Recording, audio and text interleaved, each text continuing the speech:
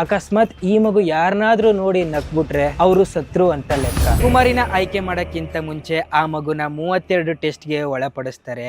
ಆ 32 ಟೆಸ್ಟ್ ಅಲ್ಲಿ ಒಂದು ಟೆಸ್ಟ್ ನ ಕೇಳಿ ಸಿಕ್ಕಾಪಟ್ಟೆ ಭಯ ಆಗೋಯ್ತು. ವಿಜಯದಶಮಿಯ ರಾತ್ರಿ 108 ಎಮ್ಮೆಗಳು ಹಾಗೂ 108 ಕುರಿಯನ್ನ ಕಡಿದು ಇಲ್ಲಿಂದ ಅಲ್ಲಿವರೆಗೂ ಹಾಕ್ಬಿಡ್ತಾರೆ. ಯಾವ ಮಗು ಇಲ್ಲಿಂದ ಅಲ್ಲಿವರೆಗೂ ಯಾವುದೇ ಭಯ ಇಲ್ದಿರ ನಡ್ಕೊಂಡು ಹೋಗ್ತಾರೋ ಆ ಮಗು ಮುಂದಿನ ಸ್ಟೇಜ್ಗೆ ಕ್ವಾಲಿಫೈ ಆಗುತ್ತೆ.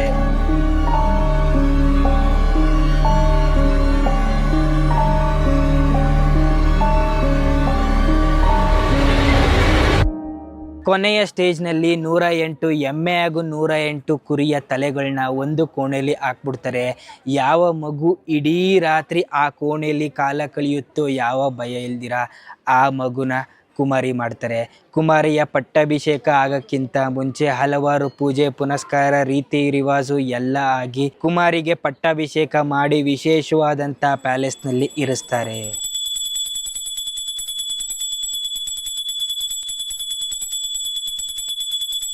ದೇವರು ಈ ದೇವಿಗೆ 13, 14, 15 ವರ್ಷಗಳಾದಮೇಲೆ ಇವರು ಯಾವಾಗ ದೊಡ್ಡವರಾಗ್ತಾರಲ್ಲ ಆವಾಗ ಈ ಸ್ಥಾನದಿಂದ ಇವರು ಕೆಳಗಡೆ ಇಳಿಬೇಕು.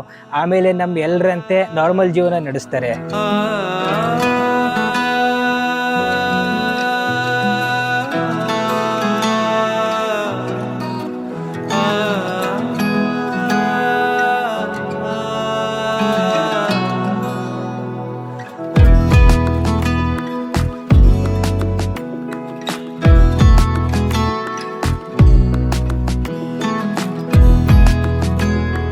ದೇವರು ಈ ದೇವಿ ಎಕ್ಸ್ಪ್ರೆಷನ್ನೇ ಬದಲಾಯಿಸಲ್ಲ, ಯಾವಾಗಲೂ ಹಿಂಗೆ ಕೂತಿರ್ತಾರೆ ಇವರು. ಇಲ್ಲಿನ ಜನಗಳು ಹೇಳೋ ಪ್ರಕಾರ ಈ ಮಗು ಯಾರನ್ನಾದ್ರೂ ನೋಡಿ ಅತ್ರೆ ಅವ್ರಿಗೆ ಕೆಟ್ಟದೇನೋ ಆಗುತ್ತೆ ಅಂತ. ಅಕಸ್ಮಾತ್ ಈ ಮಗು ಯಾರನ್ನಾದ್ರೂ ನೋಡಿ ನಕ್ಬಿಟ್ರೆ ಅವರು ಸತ್ರು ಅಂತ ಲೆಕ್ಕ.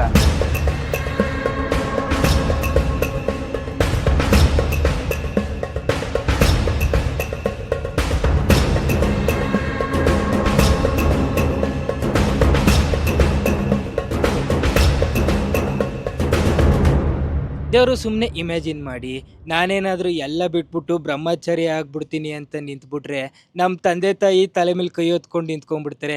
ಇದೇನಾಗೋಯ್ತಪ್ಪ ಅಂತ ಟೆನ್ಷನ್ ತೊಗೊಬೇಡಿ, ನಾನು ಬ್ರಹ್ಮಚಾರಿ ಆಗಲ್ಲ. ಆದರೆ ಈಗ ತಾನೇ ನೋಡಿದಂಥ ಇಳಿ ವಯಸ್ಸಿನ ಮಗು ಇಡೀ ದೇಶನೇ ಅವ್ರನ್ನ ದೇವ್ರ ಥರ ಪೂಜೆ ಮಾಡುತ್ತೆ. ಪ್ರತಿನಿತ್ಯ 100 ಜನ ಅವ್ರ ಕೈಯಿಂದ ಆಶೀರ್ವಾದ ಪಡೆಯಕ್ಕೆ ಬರ್ತಾರೆ. ಇದನ್ನೆಲ್ಲ ನೋಡ್ತಾ ಇರೋವಂಥ ಆ ಮಗುವಿನ ತಂದೆ ತಾಯಿ ಅವ್ರೇನು ಥಿಂಕ್ ಮಾಡ್ತಾರೆ? मेरे को बहुत खुश लगता है, हैप्पी हूँ मैं जब लोग आके मेरी बेटी को पूजा करता है. लोगों का वो मनोकामना पूरा होता है. बचपन में थोड़ा डिफ़िकल्ट है, सब कुछ मैं ही कर देती हूँ. अब बड़े हो गया तो अपने आप सब कुछ करता है. ಥ್ಯಾಂಕ್ ಯು, ನಮಸ್ತೆ.